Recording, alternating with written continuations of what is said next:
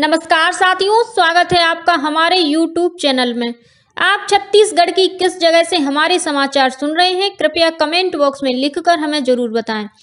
रायपुर से प्रस्तुत हैं छत्तीसगढ़ के प्रादेशिक समाचार। समाचारों के साथ मैं रजनी शुक्ला। पहले मुख्य समाचार। प्रधानमंत्री नरेंद्र मोदी ने कहा, G20 की अध्यक्षता भारत के लिए विश्व कल्याण का एक बड़ा अवसर। आकाशवाणी से मन की बात कार्यक्रम में कहा, विक्रम एस रॉकेट देश की विनिर्माण क्षमता का साक्षी है। उप स्वास्थ्य केंद्र स्तर पर राष्ट्रीय गुणवत्ता आश्वासन मानक प्रमाण पत्र हासिल करने वाला छत्तीसगढ़ बना देश का चौथा राज्य। दक्षिण पूर्व मध्य रेलवे बिलासपुर मंडल ने चालू वित्तीय वर्ष के दौरान सिर्फ 239 दिनों में 100 मिलियन टन माल ढुलाई करने की उपलब्धि हासिल की और उत्तर दिशा से आ रही शुष्क और ठंडी हवाओं के कारण प्रदेश में बढ़ने लगी ठंड।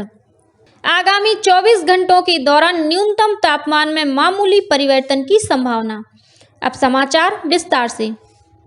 मिस्र के राष्ट्रपति अब्देल फतेह अल सीसी अगले वर्ष 26 जनवरी को गणतंत्र दिवस समारोह में मुख्य अतिथि होंगे। पहली बार मिस्र के राष्ट्रपति भारत के गणतंत्र दिवस समारोह के मुख्य अतिथि होंगे।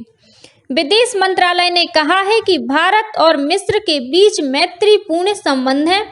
दोनों देश इस साल राजनयिक संबंधों की स्थापना की 75वीं वर्षगांठ मना रहे हैं। 2022-23 में भारत की G20 की अध्यक्षता के दौरान मिस्र को अतिथि देश के रूप में आमंत्रित किया गया है। प्रधानमंत्री नरेंद्र मोदी ने कहा है कि G20 समूह की अध्यक्षता भारत के लिए विश्व कल्याण का एक बड़ा अवसर है। आकाशवाणी से मन की बात कार्यक्रम में उन्होंने कहा कि इस अवसर का उपयोग विश्व की भलाई के लिए करना है और भारत इसके लिए प्रतिबद्ध है।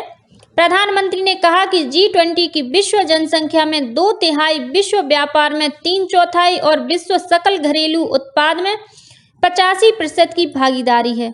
श्री मोदी ने विद्यालयों, महाविद्यालयों और विश्वविद्यालयों से अपील की कि वे G20 से जुड़ी चर्चाओं और प्रतियोगिताओं के अवसर सृजित करें।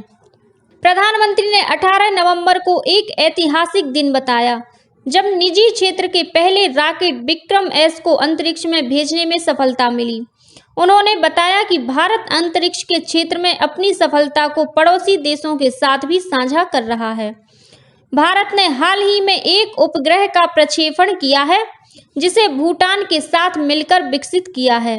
प्रधानमंत्री ने प्रौद्योगिकी से जुड़े नवाचार के बारे में कहा कि भारत ड्रोन के क्षेत्र में तेजी से आगे बढ़ रहा है।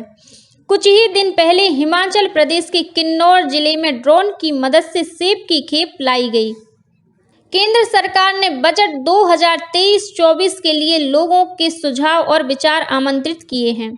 जनभागीदारी की भावना के अनुरूप बजट प्रक्रिया को समावेशी और सहभागितापूर्ण बनाने के लिए वित्त मंत्रालय हर वर्ष देश के नागरिकों से बजट पर सुझाव मांगता है। मंत्रालय ने लोगों से अनुरोध किया है कि अपने विचार और सुझाव दें, जिससे भारत को समावेशी विकास के साथ मजबूत अर्थव्यवस्था में बदला जा सके। सुझाव भेजने की अंतिम तारीख 10 दिसंबर है। उप स्वास्थ्य केंद्र स्तर पर राष्ट्रीय गुणवत्ता आश्वासन मानक NQAS प्रमाण पत्र हासिल करने वाला छत्तीसगढ़ देश का चौथा राज्य बन गया है। केंद्रीय स्वास्थ्य और परिवार कल्याण मंत्रालय ने दुर्ग जिले के अमलेश्वर और रायपुर जिले के Nisda health and wellness centre उप स्वास्थ्य केंद्र के निरीक्षण और मूल्यांकन के बाद NQAS प्रमाण पत्र जारी किया है। राज्य के 57 शासकीय अस्पतालों को अब तक राष्ट्रीय गुणवत्ता आश्वासन मानक पत्र से नवाजा जा चुका है। केंद्रीय मंत्रालय द्वारा सेवाओं के मूल्यांकन में Amleshwar health and wellness centre उप स्वास्थ्य केंद्र को 94% और निसदा को 93% अंक प्राप्त हुए हैं। दोनों ही स्वास्थ्य केंद्रों का इस वर्ष जुलाई में केंद्रीय टीम द्वारा मूल्यांकन किया गया था। दक्षिण पूर्व मध्य रेलवे बिलासपुर रेल मंडल ने चालू वित्तीय वर्ष के दौरान सिर्फ 239 दिनों में 100 मिलियन टन माल ढुलाई करने की उपलब्धि हासिल की है, जबकि पिछले वित्तीय वर्ष में 100 मिलियन टन माल ढुलाई 244 दिनों में पूरी की गई थी। नियंत्रण कक्ष में आयोजित कार्यक्रम में मंडल रेल प्रबंधक प्रवीण पांडेय ने अधिकारियों, कर्मचारियों को इस उपलब्धि के लिए शुभकामनाएं दी और बेहतर कार्य के लिए प्रोत्साहित किया। प्रदेश में मलेरिया मुक्त छत्तीसगढ़ अभियान के 7वें चरण की शुरुआत आगामी 1 दिसंबर से होगी। राज्य के 4 मलेरिया संवेदी जिलों बीजापुर, दंतेवाड़ा, नारायणपुर और सुकमा में 1 माह तक यह अभियान संचालित किया जाएगा। मलेरिया के मामलों को निम्नतम स्तर तक ले जाकर पूर्ण मलेरिया मुक्त राज्य के लक्ष्य को हासिल करने के लिए प्रदेश में लगातार यह अभियान चलाया जा रहा है। प्रदेश में इस अभियान के पिछले 6 चरणों के अच्छे नतीजे आए हैं। 1 दिसंबर से शुरू हो रहे 7वें चरण में भी स्वास्थ्य विभाग की टीम बस्तर संभाग के इन 4 जिलों के घने जंगलों और पहाड़ों से घिरे दुर्गम तथा दूरस्थ इलाकों में घर घर पहुंचकर सभी लोगों में मलेरिया की जांच करेगी। इस दौरान पॉजिटिव पाए गए लोगों को तत्काल मलेरिया की दवाई खिलाई जाएगी। मलेरिया की जांच और इलाज के साथ ही इससे बचाव के लिए जन जागरूकता संबंधी गतिविधियां भी चलाई जाएंगी। इस दौरान लोगों को मच्छरदानी के प्रयोग के लिए प्रोत्साहित किया जाएगा। घरों के आसपास जमे पानी और नालियों में DDT या जले हुए तेल का छिड़काव किया जाएगा। घर के आसपास स्वच्छता बनाए रखने और मच्छरों को पनपने से रोकने के उपाय भी लोगों को बताए जाएंगे। भानु प्रतापपुर विधानसभा उपचुनाव के तहत स्वतंत्र और निष्पक्ष मतदान संपन्न कराने के लिए भारत निर्वाचन आयोग द्वारा सभी आवश्यक तैयारियां की जा रही हैं। मतदान के लिए निर्वाचन आयोग ने फोटो युक्त मतदाता पहचान पत्र के साथ ही 12 तरह के अन्य वैकल्पिक पहचान पत्रों को मान्य किया है।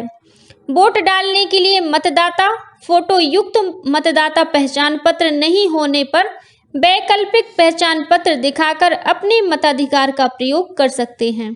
आयोग ने वैकल्पिक पहचान पत्र के रूप में Aadhaar card, MNREGA job card, photo युक्त पासबुक, स्वास्थ्य बीमा smart card, driving licence, PAN card, भारतीय पासपोर्ट सहित अन्य वैकल्पिक पहचान पत्रों को मान्यता दी है। गौरतलब है कि इस सीट पर कांग्रेस और भाजपा प्रत्याशी सहित 7 उम्मीदवार मैदान में हैं। उपचुनाव के लिए प्रचार अभियान जोर शोर से जारी है। इस उपचुनाव के तहत 5 दिसंबर को वोट डाले जाएंगे। वहीं मतगणना और चुनाव परिणाम की घोषणा 8 दिसंबर को होगी। शिल्प गुरु और राष्ट्रीय शिल्पकार पुरस्कार आज नई दिल्ली में प्रदान किए जाएंगे। वस्त्र मंत्रालय की ओर से यह पुरस्कार वर्ष 2017, 18 और 19 के लिए प्रदान किए जा रहे हैं। इस अवसर पर उपराष्ट्रपति जगदीप धनखड़ मुख्य अतिथि होंगे। समारोह की अध्यक्षता वस्त्र मंत्री पीयूष गोयल करेंगे। रायपुर जिले में कल हुए 2 अलग अलग सड़क हादसों में 3 लोगों की मौत हो गई, वहीं एक अन्य व्यक्ति गंभीर रूप से घायल हो गया। मिली जानकारी के अनुसार धमतरी जिले के कोरेगांव थाना में पदस्थ एक आरक्षक अपने परिवार के साथ कार में सवार होकर बिलासपुर से धमतरी जा रहा था। इसी दौरान राखी थाना क्षेत्र के ग्राम निमोरा के पास 4 पहिया वाहन ने उसकी कार को टक्कर मार दी। इस हादसे में आरक्षक की पत्नी की मौके पर मौत हो गई, जबकि गंभीर रूप से घायल आरक्षक ने इलाज के दौरान दम तोड़ दिया। वहीं राजधानी रायपुर में रिंग रोड क्रमांक 1 पर भाटा गांव ओवरब्रिज के पास ट्रक की टक्कर से मोटरसाइकिल सवार एक युवक की मौत हो गई। वहीं एक अन्य युवक गंभीर रूप से घायल हो गया है, जिसे इलाज के लिए अस्पताल में भर्ती कराया गया है। राष्ट्रीय कैडेट कोर NCC ने कल अपना 74वां स्थापना दिवस मनाया। दुनिया का सबसे बड़ा यह युवा संगठन वर्ष 1948 में स्थापित हुआ था। NCC स्थापना दिवस पर छत्तीसगढ़ में भी विभिन्न कार्यक्रमों का आयोजन किया गया। दुर्ग में NCC की 47वीं बटालियन के कैडेटों ने कल्याण महाविद्यालय में स्वच्छता अभियान चलाया। लेफ्टिनेंट डॉक्टर हरीश कुमार कश्यप ने बताया कि स्वच्छता अभियान के तहत NCC कैडेटों द्वारा विवेकानंद परिसर, उद्यान, कॉरिडोर आदि स्थानों की साफ सफाई की गई। जांजगीर चांपा जिला प्रशासन और भूतपूर्व सैनिक संघ द्वारा युवाओं को भारतीय सेना में भर्ती के योग्य बनाने के लिए जांजगीर के पुलिस मैदान में अग्निवीर प्री भर्ती रैली का आयोजन किया गया। इसमें 400 से अधिक युवाओं ने हिस्सा लिया। प्रशिक्षण के दौरान युवाओं को दौड़ और लंबी कूद सहित अन्य तैयारी कराई गई। 2 दिसंबर को दुर्ग में अग्निवीर भर्ती रैली आयोजित की जाएगी। उल्लेखनीय है कि केंद्रीय रक्षा मंत्रालय और प्रधानमंत्री नरेंद्र मोदी की महत्वाकांक्षी योजना अग्निवीर भर्ती रैली से पूर्व युवाओं को प्रशिक्षित किया जा रहा है। इससे युवाओं को काफी फायदा होगा। राजनांदगांव जिला प्रशासन ने चिट फंड कंपनियों के निवेशकों को उनकी जमा राशि लौटाने के लिए कार्यवाही तेज कर दी है। सहारा इंडिया के निवेशकों को भुगतान के लिए 1 करोड़ रुपए का चेक जारी किया गया है। वर्तमान में लगभग 1000 निवेशकों के आवेदन का सत्यापन कार्य पूर्ण हो चुका है, जिसे उनके निवेश की राशि का 25% लौटाया जा रहा है। और अब पेश है मौसम का हाल। उत्तर दिशा से शुष्क और ठंडी हवाएं आने के कारण प्रदेश में ठंड बढ़ने लगी है। बीते 24 घंटों के दौरान राजधानी रायपुर का अधिकतम तापमान 29 डिग्री सेल्सियस रहा और न्यूनतम तापमान 13.5 डिग्री सेल्सियस दर्ज किया गया। प्रदेश भर में कवर्धा का न्यूनतम तापमान सबसे कम 6.6 डिग्री सेल्सियस दर्ज किया गया, जो सामान्य से 5 डिग्री सेल्सियस नीचे है। मौसम विभाग के मुताबिक प्रदेश में उत्तर से शुष्क और ठंडी हवा आ रही है। इसके कारण आगामी 24 घंटों के दौरान प्रदेश में मौसम शुष्क रहने की संभावना है। साथ ही न्यूनतम तापमान में मामूली परिवर्तन संभावित है। और अब कुछ अन्य खबरें संक्षेप में। आज छत्तीसगढ़ी राजभाषा दिवस है।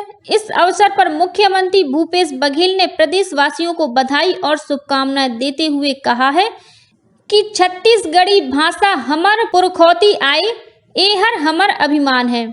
मुख्यमंत्री ने समाज सुधारक, विचारक, लेखक और दार्शनिक महात्मा ज्योतिबा फूले की आज पुण्यतिथि समता दिवस के अवसर पर उन्हें नमन किया है।